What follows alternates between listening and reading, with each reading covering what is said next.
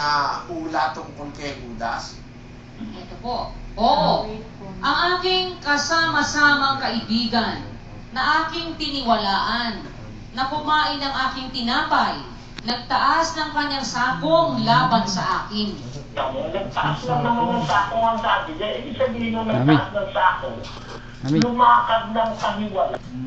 May kilig ka ba? Hindi ko sumang-ayon na iba ang iba. Mga kahulugan, hindi naman necessarily kailangan siya para mahuli si Kristo eh. Ipagkanulo ni Judas eh. Mahuhuli naman siya kahit walang Judas eh. Dami natutulog. Tama hindi? Tama po. Eh, kilala naman siya ng mga eskribas at pariseo. Kaya para mapuntusan siya eh. Kailangan pa ba ipagkanulo ni Judas yan para matupad yung pangyayari? Pwedeng naiwasan yan eh, kapatid na Luz, yung pagkakanulo ni Judas eh.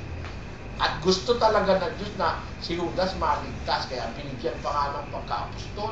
Tapos talagang bagay, kung ginagamit ng kinauulan sa wasto, nakakapagpabanal yun. Kagaya ng kinakain nila Aaron.